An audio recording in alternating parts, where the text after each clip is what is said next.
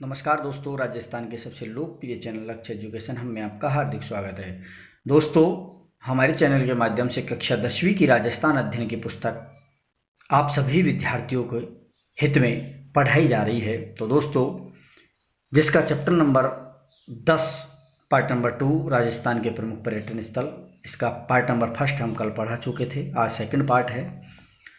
दोस्तों, हम इसमें प्रत्येक जिले के सभी पर्यटन स्थलों को एक साथ पढ़ा रहे हैं, जिससे आपको अलग अलग पर्यटन स्थल देखने ना पड़े। तो दोस्तों, ये आने वाली आरपीएससी, रीट, पटवारी, पुलिस, हाईकोर्ट ग्रुप डी और पीटीटी की एग्जाम के लिए महत्वपूर्ण रहने वाले हैं। तो दोस्तों, सभी विद्यार्थी एक बार इस वीडियो को शुरू से अंत तक देखना नहीं भूलें। और साथ में जो भी विद्यार्थी मेरे चैनल पर नए हैं वो चैनल को कर लीजिए सब्सक्राइब, बेल आइकन को लीजिए प्रेस, जिससे आने वाले प्रत्येक वीडियो को नोटिफिकेशन आपको मिलता रहेगा। तो दोस्तों, देखते हैं राजस्थान के प्रमुख पर्यटन स्थल। भीलवाड़ा राजस्थान की वस्त्र नगरी के नाम से फेमस है और यहाँ का प्रमुख पर्यटन स्थल है मैनाल मैनाल जो जलप्रपात 80 किलोमीटर दूर है भीलवाड़ा से। एनएच है, NH 27 पर ये विराजमान है। अपनी अलौकिक नैसर्गिक वैभव के कारण हजारों संख्या के पर्यटकों को आकर्षित करता है। हजारों तरफ जंगलों से घिरा मैनाल का झरना दूर दराज क्षेत्रों से आने वाले विदेशी पर्यटकों को भी आकर्षित करता है। 150 फीट गहरी खाई में गिरने वाली इसकी जलधारा बड़ी जोर की आवाज़ करती है और देखने वालों की नज़र वहाँ से नहीं हटती। मैनाल में शिवजी का अत्यंत सुंदर वैभवशाली मंदिर भी बना हुआ है। मांडलगढ़ है अगला पर्यटन स्थल। भीलवाड़ा से 54 किलोमीटर की दूरी पर स्थित है। ये जो मांडलगढ़ है, हल्दीघाटी के युद्ध के दौरान मुगल सम्राट अकबर ने यहाँ पर डेरा लगाया था। यहाँ पर एक आधा मील लंबा एक किला बना हुआ है पहाड़ी पर, जिसकी प्राचीर और खाई उसकी सुरक्षा के साथ अडिग है। माना जाता है कि बालानोट राजपूतों के यह प्रमुख द्वारा निर्मित किया गया है। किले में 2 मंदिर है, जिसमें एक भगवान शिव को समर्पित है, दूसरा भगवान श्री कृष्ण को समर्पित है। उसके बाद है शाहपुरा। दूसरा क्या है? शाहपुरा। भीलवाड़ा से 55 किलोमीटर दूर शाहपुरा कस्बा है। 4 दरवाजे वाली दीवार से घिरा रामस्नेही संप्रदाय। कौन सा संप्रदाय है दोस्तों? रामस्नेही संप्रदाय के अनुयायियों के द्वारा 1804 में यहाँ एक तीर्थ स्थान स्थापित किया गया था। पूरे देश भर में तीर्थयात्री इस मंदिर की यात्रा करने आते हैं। यहाँ 5 दिन के लिए फूलडोल एक मेला लगता है। फूलडोल एक महोत्सव मनाया जाता है। वार्षिक मेला है फाल्गुन शुक्ला, जो मार्च अप्रैल में आयोजित किया जाता है। शाहपुरा के उत्तरी भाग में एक विशाल महल परिसर है, जो छज्जों, मीनारों और छतरियों का सुशोभित है। ऊपरी भाग से रमणीय झील और शहर के सुंदर दृश्य को देखा जा सकता है। प्रसिद्ध स्वतंत्रता सेनानी केसरी सिंह बारठ, जोरावर सिंह बारठ और प्रताप सिंह बारठ की जन्म स्थली रही है। यहाँ पर त्रिमूर्ति स्मारक, बारठ जी की हवेली, जो अब राजकीय संग्रहालय में परिवर्तित कर दिए गए हैं। पिवनिया तालाब, और एक बहुत ज़्यादा इंपॉर्टेंट है पिवनिया तालाब, ये यहाँ के मुख्य आकर्षण के केंद्र हैं। शाहपुरा पारंपरिक फट चित्रकला के लिए भी फेमस माना जाता है। तो मैंने आपको यहाँ मुख्य जो बिंदु है एक शाहपुरा के अंतर्गत जो क्या क्या हैं वो सभी एक जगह सम्मिलित करके बताए हैं। उसके बाद है बूंदी बावड़ियों का शहर है, कुंडों का शहर है, इसलिए फेमस भी है, इम्पोर्टेंट भी है। तो देखते हैं यहाँ का सबसे पहला किला तारागढ़ का किला, राजपूत शैली में 1345 में निर्मित यह किला बूंदी की सबसे आकर्षक जगह है। यह किला महल ऊंची पहाड़ी पर बने हैं तथा दुर्भाग्यवश जंगली झाड़ियों के बीच जीर्ण शीर्ण अवस्था में इसकी सुंदरता का अनुमान है। इसके देवालय, स्तंभ, शीर्ष मंडप वाली छतरियाँ, वक्राकार छत, हाथी व कमल के रूप में सजी इनकी सुंदरता से लगाया जा सकता है। तो अगला देखते हैं 84 खंभों की छतरियाँ हैं। बूंदी के महाराजा अनिरुद्ध सिंह ने अपने प्रिय सेवादार की स्मृति में यह बनवाई थी। यह 84 खंभों पर टिकी हुई एक छतरी है। अत्यंत प्रभावशाली सुंदर संरचना है। पर्यटक इसकी कलात्मकता,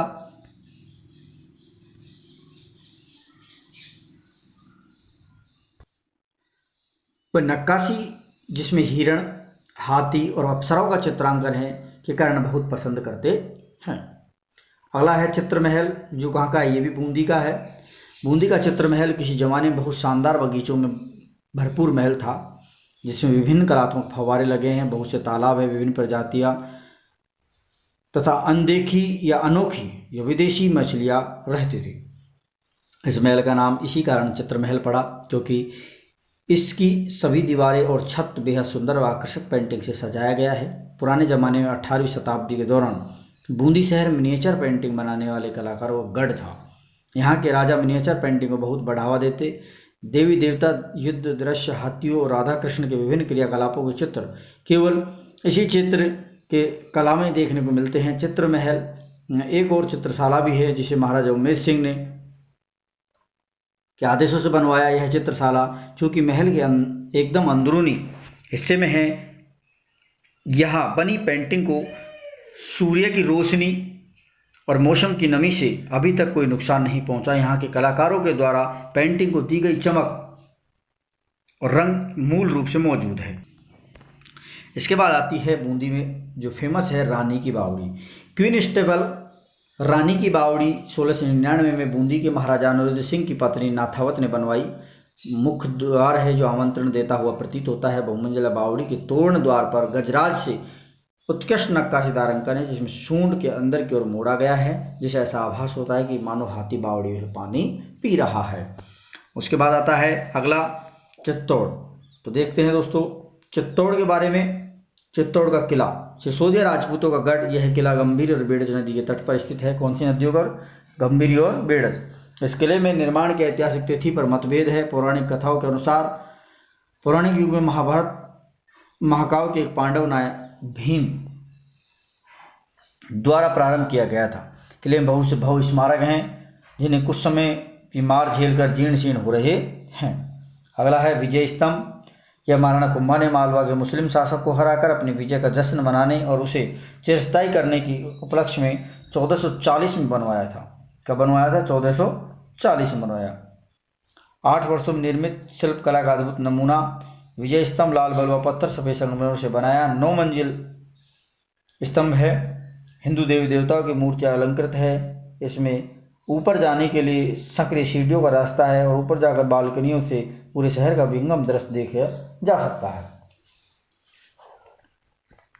अगला है कीर्ति स्तंभ। यह विशाल स्तंभ जैन तीर्थकर महान शिक्षाविद आदिनाथ जी को समर्पित है।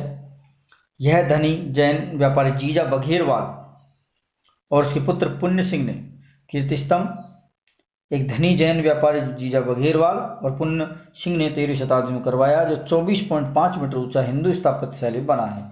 ये विजय स्तंभ से भी पुराना है। यह 6 मंजिल स्तंभ पर जैन तीर्थंकरों की तथा ऊपरी मंजिल में सैकड़ों लघु मूर्तियां शिल्पांकित की गई है।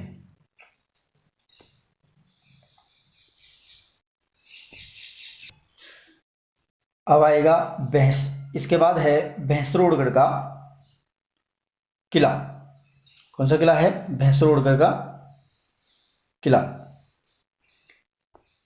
यह आकर्षक किला 200 फीट ऊंची सपाट पहाड़ी की चोटी पर चंबल और ब्राह्मणी नदियों से घिरा हुआ। इस किले की सुंदरता से अभिभूत होकर ब्रिटिश इतिहासकार जेम्स टोड ने कहा है कि इसे राजस्थान की जागृत संपत्ति की पेशकश की जाए तो वह भैंसरोडगढ़ को ही चुनेंगे। कोई सटीक जानकारी नहीं मिलने के कारण इस किले के निर्माण के संबंध में कुछ स्पष्ट नहीं कहा जा सकता। हालांकि यह किला 2री शताब्दी में निर्मित है।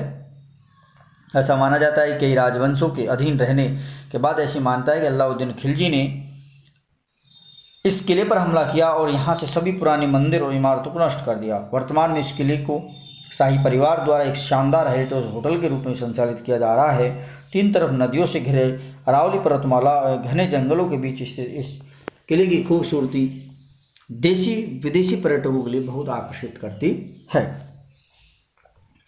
अगला है, अब देखते हैं दौसा डिस्ट्रिक्ट के पर्यटन स्थल। तो दौसा डिस्ट्रिक्ट में है चांद बावड़ी, आबानेरी।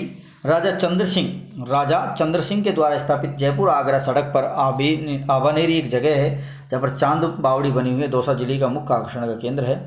इसका असली नाम आभा था। क्या था? आभा। परंतु आम बोलचाल की भाषा में आबानेरी हो गया। पर्यटन विभाग के द्वारा प्रत्येक वर्ष सितंबर-अक्टूबर में आबानेरी महोत्सव का आयोजन किया जाता है। 2 दिन चलता है। पर्यटकों को मनोरंजन के लिए राजस्थानी खाना, लोक कलाकारों द्वारा विभिन्न गीत नृत्य के कार्यक्रम किए जाते हैं। उसके बाद आता है हर्षद माता का मंदिर। कौन सी माता का? हर्षद माता का मंदिर, आबानेरी दौसा से 33 किलोमीटर चांदबावड़ी परिसर में ही स्थित हर्षद माता का मंदिर है। हर्षद माता और भी उल्लास देवी के नाम से फेमस है। ऐसी मानता है कि यह देवी हमेशा हंसमुख प्रतीत होती है, भक्तों को खुश रहने का आशीर्वाद देती है। दोस्तों ये गुर्जर प्रतिहार काल का मंदिर है। कौन से काल का है? गुर्जर प्रतिहार काल का। पूछा गया क्वेश्चन है, ये इंपॉर्टेंट है, मैं आपको बता देता हूँ ये फैक्ट। तो दोस्तों जो भी विद्यार्थी देख रहे हैं, जो मैं पढ़ा रहा हूँ, इसको एक बार इस वीडियो को आप सभी से निवेदन है कि शुरू से अंत तक देखना नहीं भूलें, क्योंकि दोस्तों इस वीडियो से आपको आपके एग्जाम में हूबहू क्वेश्चन मिलने को आप तरसते रहोगे कि आपको क्वेश्चन कहाँ हैं, और यहाँ आपको हूबहू क्वेश्चन मिलते रहेंगे। अगला है जिला धौलपुर। धौलपुर देखते हैं। धौलपुर का अभ्यारण्य फेमस है वन विहार। धौलपुर के शासकों के मनोरंजन के लिए 24 वर्ग किलोमीटर क्षेत्र बनाया गया। यह अभ्यारण्य पर्यटकों विशेषकर प्रकृति प्रेमियों का आकर्षण केंद्र था। यहाँ पाए जाने वाले सांवर, चीतल, नीलगाय, सुअर, जंगली और भालू, हाइना और तेंदुआ जैसे जीवों के साथ साथ विभिन्न वनस्पतियों के भंडार हैं। उसके बाद आता है मचकुंड। मचकुंड है सूर्यवंशी साम्राज्य के 24वें शासक राजा मचुकुंद के नाम से इस प्राचीन पवित्र स्थान का नाम पड़ा। यह शहर से 4 किलोमीटर दूरी पर है। यह स्थल भगवान राम से पहले 19वीं पीढ़ी तक राजा मचुकुंद के शाही कार्यस्थल के रूप में रहा है। प्राचीन धार्मिक साहित्य के अनुसार राजा मचुकुंद एक बार गहरी नींद में सोया हुआ था, तभी दैत्य कालियामन ने अचानक उसे उठा लिया, परंतु एक देवी आशीर्वाद से दैत्य जलकर भस्म हो गया। इसी कारण यह प्राचीन पावन तीर्थ स्थल माना गया है। और ध्यान रखना दोस्तों, इसे तीर्थ स्थलों का, इसे क्या कहा जाता है? तीर्थ स्थलों का भांजा कहा जाता है। क्या कहा जाता है? तीर्थ स्थलों का भांजा कहा जाता है। मचकुंड धौलपुर को तीर्थ स्थलों का भांजा कहा जाता है, और पुष्कर को तीर्थ स्थलों का मामा कहा जाता है। तालाब शाही धौलपुर में बहुत ज़्यादा फेमस है। तालाब शाही 1617 ईस्वी में 1617 ईस्वी में तालाब शाही के नाम से मशहूर एक खूबसूरत झील शहजादे शाहजहां के लिए शिकार के एक रूप में बनवाई। धौलपुर से 27 किलोमीटर दूर और बाड़ी से 5 किलोमीटर दूर पर यह झील राजस्थान की खूबसूरत झीलों में एक है। यहाँ पर सर्दियों के मौसम में कई प्रकार के प्रवासी पक्षी अपने घोंसले बनाने के लिए आते हैं। जैसे कौन कौन से हैं? पिंटे, रेड कारस्टेड पोच, बतख और कबूतर आदि जो ये हैं, ये घोंसले बनाने के लिए तालाब शाही धौलपुर जाया करते हैं। उसके बाद आता है डूंगरपुर जिला। डूंगरपुर जिले में सबसे फेमस है वेणेश्वर धाम डूंगरपुर में, और ये पूछा जाने वाला क्वेश्चन है अधिकतर एग्जामों में। सोम व माही नदियों में डुबकी लगाने के बाद वेणेश्वर मंदिर भगवान शिव की आराधना करने के लिए भक्तगण समर्पण के भाव से यहाँ आते हैं। इस अंचल के सर्वाधिक पूजनीय शिवलिंग वेणेश्वर मंदिर में स्थित है। सोम माही नदियों के तट पर स्थित 5 फीट ऊंचे इस शंभु शिवलिंग शीर्ष से 5 हिस्सों में बटा है। वेणेश्वर मंदिर के पास ही विष्णु मंदिर अत्यंत प्रतिष्ठित संत और भगवान विष्णु का अवतार माने जाने वाले माओजी की बेटी जनक कुमारी द्वारा 1793 ईस्वी में निर्मित किया गया है। मंदिर उस स्थान पर निर्मित है जहाँ माओजी ने भगवान से प्रार्थना की। माओजी के 2 शिष्य अजय और वाजे ने लक्ष्मी नारायण का मंदिर बनवाया, और इन्हीं मंदिरों के अलावा भगवान ब्रह्मा जी का मंदिर भी है। माघ शुक्ल पूर्णिमा फरवरी यहाँ सोम और माही नदियों के संगम पर विशाल मेला लगता है, जहाँ दूर दूर के गांवों शहरों से लोग आदिवासी पवित्र स्नान करने व पूजा करने के लिए आते हैं। इसके बाद आता है गलियाकोट। गलियाकोट दाऊदी बोहरा संप्रदाय, मुस्लिम धर्म में दाऊदी बोहरा संप्रदाय का एक पवित्र स्थान है गलियाकोट। यहाँ दरगाह है। डूंगरपुर से 58 किलोमीटर दूर है। माही नदी के किनारे। कौन सी नदी के किनारे? माही नदी। गलियाकोट गांव में है। सैयद फखरुद्दीन की मजार के लिए प्रसिद्ध है। ये संत थे, इनकी मृत्यु पर गांव में दफन किया गया और मजार श्वेत संगमरमर से बनाई। इन्हें शिक्षा दी कि दीवारों पर सोने से पानी, उनकी दी हुई शिक्षाएँ दीवारों पर सोने के पानी से उत्कीर्ण है। किससे? सोने का पानी, सोने में घुला हुआ जो पानी होता है। गुम्बद के अंदरूनी हिस्सों को खूबसूरत स्वर्ण पत्रों सजाया है, जबकि पवित्र कुरान की शिक्षा को कब्र व सुनहरे पन्नों में उत्कीर्ण किया गया है। गैप सागर ये भी डूंगरपुर में है, और इस झील के प्राकृतिक वातावरण कोलाहल से दूर होने के कारण यहाँ बड़ी संख्या में पक्षियों का बसेरा। रमणीय झील गैप सागर डूंगरपुर का एक प्रमुख आकर्षण है। इसके तट पर श्रीनाथ जी का मंदिर बना हुआ है। इसी परिसर में अत्यधिक सुंदर नक्काशीदार मंदिर और विजय राजेश्वर मंदिर भी बने हुए हैं। अगला जिला आता है हनुमानगढ़। यहाँ की सबसे फेमस सभ्यता है कालीबंगा। 4500 ईसा पूर्व यहाँ सरस्वती नदी के किनारे हड़प्पा कालीन सभ्यता फल फूल रही थी। पुरातत्व प्रेमियों के लिए महत्वपूर्ण स्थान कालीबंगा हड़प्पा सभ्यता के अवशेषों की प्राप्ति स्थल के कारण प्रसिद्ध था। यह अवशेष 2500 ईसा पूर्व के हड़प्पा और पूर्व हड़प्पा युगीन माने जाते हैं। कालीबंगा में खुदाई हड़प्पा कालीन सील, मानव कंकाल, अज्ञात स्क्रिप्ट, तांबे की चूड़ियाँ, मोती, सिक्के, टेराकोटा और सीप के खिलौने मिले हैं। 1983 में स्थापित एक पुरातत्व संग्रहालय भी है। इस 1961 और 1969 के दौरान हड़प्पा स्तर पर खुदाई के निकले अवशेषों से निर्मित किया गया है। यहाँ संग्रहालय में 3 दीर्घाएँ हैं, जिनमें एक दीर्घा पूर्व हड़प्पा काल और शेष 2 दीर्घाएँ हड़प्पा कालीन की कला कृतियों के लिए समर्पित है। उसके बाद हनुमानगढ़ का किला आता है भटनेर का।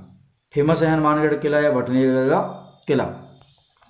ये भट्टी नगर का भ्रंश है। उत्तर सीमा का प्रहरी के नाम से जाना पूछा जाता है। इंपॉर्टेंट क्वेश्चन है, उत्तर सीमा का प्रहरी कौन कहलाता है? तो भटनेर हनुमानगढ़ का किला। भारत के सबसे पुराने किलों में माने जाने वाला भटनेर का किला हनुमानगढ़ का किला है, जो घग्गर नदी के किनारे बसा हुआ है। किले का महत्व तथ्य से लगाया जा सकता है कि आईने अकबरी में इसका उल्लेख किया गया है। किले का निर्माण 1700 साल पहले जैसलमेर के राजा भाटी के पुत्र भूपत ने करवाया। किसने करवाया था? राजा भूपत ने करवाया था। जब तैमूर और पृथ्वीराज चौहान सहित अन्य कई साहसी शासकों ने इस किले पर कब्जा करने की कोशिश की, सदियों से कोई भी इस किले को नहीं जीत पा रहा। अंत में 1805 में बीकानेर के महाराजा सूरत सिंह ने भाटी राजाओं को पराजित किया और इस किले को कब्जे में कर लिया। अगला है जिला जयपुर जिला, जिसे राजस्थान की गुलाबी नगरी, राजस्थान की राजधानी भी कहते हैं। और यहाँ सबसे ज़्यादा फेमस है हवा महल। बाहर की तरफ से भगवान श्री कृष्ण के मुकुट जैसा दिखाई देने वाला एक अनूठा महल है। 1799 में सवाई प्रताप सिंह ने इसको बनवाया। 5 मंजिला है, जिसका डिजाइन वास्तुकार लालचंद उस्ता ने तैयार किया। किसने किया? लालचंद उस्ता ने। गुलाबी शहर का प्रतीक हवा महल बलुआ पत्थर से बना राजस्थान वास्तुकला मुगल शैली का मिश्रण है। इसकी दीवारें सिर्फ 1.5 फुट चौड़ी हैं। कितनी हैं? 1.5 फुट चौड़ी, 1.5 फुट चौड़ी हैं। और 953 इसमें खिड़कियाँ, कितनी हैं? 953 इसमें झरोके या खिड़कियाँ हैं। इसे बनाने का मूल उद्देश्य शहर में होने वाले मेले, त्योहार, जुलूसों को महारानियाँ इस महल के अंदर बैठकर देख सके। हवा महल गर्मी के मौसम में इन झरोकों के कारण वातानुकूलित रहता है। उसके बाद अगला जो पर्यटन स्थल है आमेर के महल। जयपुर से 11 किलोमीटर की दूरी पर कछवाओं की पुरानी राजधानी आमेर अपने किले और स्थापत्य के लिए महत्वपूर्ण आकर्षण का केंद्र है। यूनेस्को की विश्व धरोहर की सूची में शामिल है। पूर्व में कछवा राजपूतों की राजधानी आमेर महल ऊंची पहाड़ी पर स्थित है। यह हिंदू एवं मुस्लिम शैली का सुंदर मिश्रण है। आमेर का महल सन 1592 में महाराजा मानसिंह ने दुश्मनों से मुकाबला और बचाव करने के लिए बनवाया। आमेर महल का आंतरिक भाग लाल बलुआ पत्थर और संगमरमर से बनाया गया है, इसमें नक्काशी कार्य, बहुमूल्य पत्थरों की जड़ाई, मीनाकारी काम, पच्चीकारी काम, जगह जगह लगे बड़े बड़े दर्पण इसकी भव्यता को 4 चांद लगाते हैं। उसके बाद आता है जंतर मंतर। जयपुर का जंतर मंतर महाराजा सवाई जयसिंह द्वितीय के द्वारा बनाए गए 5 वेधशालाएं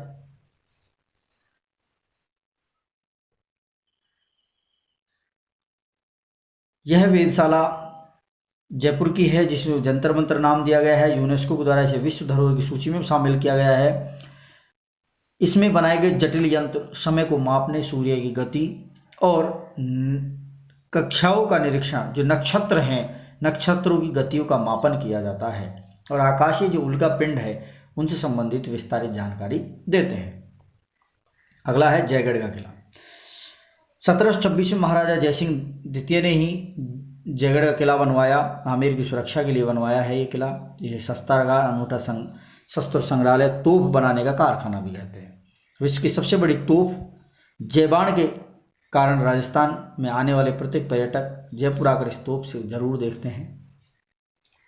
इस तोप को एक बार चलाया गया जिससे शहर से 35 किलोमीटर की दूरी पर एक गड्ढा बन गया। इसकी लंबाई 31 फीट 3 इंच है, वजन 50 टन है और इससे के 8 मीटर लंबे बैरल में 100 किलो गन पाउडर भरा जा सकता है। अगला किला है नाहरगढ़ का किला। अंधेरी रात में तारों की छांव में नाहरगढ़ किले से जयपुर शहर का विहंगम अद्भुत दृश्य, अद्भुत मस्त मद नज़ारा सारी दुनिया में और कहीं नहीं मिलेगा। शहर की रोशनी को देखकर लगता है कि तारे जमीन पर उतारे हैं। 1734 में महाराज जयसिंह के शासनकाल के दौरान इस किले का निर्माण किया गया जो शहर का पहरेदार मालूम होता है। इस किले में बनाए गए माधवेंद्र भवन, माधवेंद्र भवन पूछा जाता है किस किले में है तो वो है नाहरगढ़ के किले में। माधवेंद्र भवन को ग्रीष्म काल में महाराजा के निवास के रूप में काम में लिया जाता। रानियों के लिए आरामदेह बैठक तथा राजा की कक्षाओं का समूह, आलीशान दरवाजे, खिड़कियां, भित्ति चित्रों को सजाया गया है। नाहरगढ़ का अतीत की यादों को समेटने शान से खड़ा है। अभी हाल ही में महल में एक स्कल्पचर आर्ट गैलरी भी बनवाई गई है। अगला है Albert Hall. Albert Hall central museum सन 1876 में प्रिंस ऑफ वेल्स जब भारत आए और जब जयपुर आ रहे थे तो इसकी आधारशिला प्रिंस ऑफ वेल्स के हाथों से रखवाई। इसका नाम लंदन के अल्बर्ट संग्रहालय के नाम पर अल्बर्ट हॉल रखा। सर स्विंटन जैकब के द्वारा इसका डिजाइन बनवाया गया तथा इंडो सार्सनिक स्थापत्य शैली के आधार पर इसका निर्माण करवाया।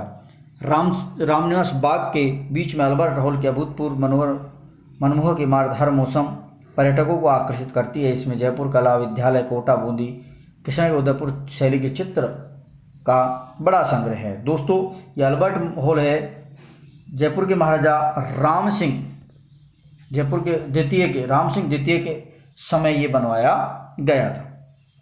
उसके बाद आता है गलताजी। गलताजी जयपुर का प्राचीन तीर्थ स्थान है। गालव ऋषि की तपोस्थली है। गलताजी कुंड में स्नान का धार्मिक महत्व है। तीर्थयात्री पवित्र स्नान हेतु आते हैं। इस स्थान में मंदिर मंडप और पवित्र कुंड है। गलताजी आने के लिए आगंतुक पहले राम गोपाल जी के मंदिर परिसर में जाते हैं जिसे स्थानीय लोगों के द्वारा बंदर मंदिर कहा जाता है। क्या कहा जाता है? बंदर मंदिर कहा जाता है। ये पूछ लिया जाएगा आपसे दोस्तों, बंदर मंदिर कहाँ स्थित है? तो वो जयपुर में है, गलताजी में है। कि ये नाम यहाँ पाए जाने वाले बंदरों के एक बड़े समूह की वजह से मिला। हरियाली का खूबसूरत नज़ारा, उछलते कूदते बंदर क्षेत्र के खुशनुमा माहौल से इजाफा करते हैं। पहाड़ी की चोटी पर सूर्य देव को समर्पित एक छोटा सा मंदिर है, सूर्य मंदिर भी कहा जाता है। दीवान कृपाराम द्वारा निर्मित ये मंदिर शहर के लोगों के लिए पूजनीय माना गया है।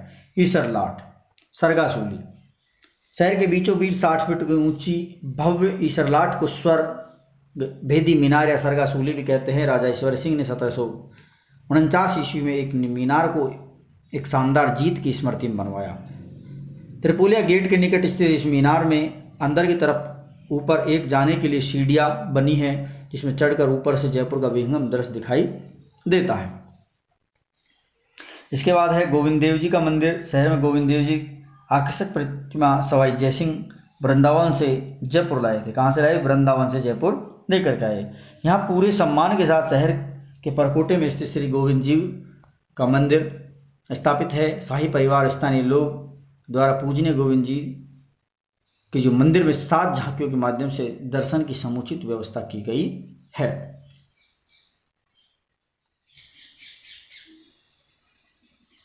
तो दोस्तों ये थे आज के पार्ट नंबर 2 जो राजस्थान के प्रमुख पर्यटन स्थल, जो हम प्रत्येक जिले के सभी पर्यटन स्थल जो मुख्य हैं वो आप लेकर के आए। तो दोस्तों एक बार इस वीडियो को शुरू से अंत तक देखना न भूलें और साथ में जो भी विद्यार्थी मेरे चैनल पर नए हैं चैनल को कर लीजिए सब्सक्राइब, बेल आइकन को प्रेस कर लीजिए, ये आने वाले प्रत्येक वीडियो का नोटिफिकेशन आपको मिलता रहेगा। क्योंकि दोस्तों हम कल आपके लिए इसका पार्ट नंबर 3 लेकर के आएंगे, तो कहीं आप चूक न जाए इस मौके को कि आने वाले एग्ज़ाम में आप क्रैक नहीं कर पाएँ। तो इसीलिए आप मेरे चैनल को एक बार सब्सक्राइब जरूर कर लें और इस वीडियो को शुरू से अंत तक देखना न भूलें। साथ में दोस्तों बेल आइकन को प्रेस करें, लाइक करें, लिंक को शेयर करें। धन्यवाद।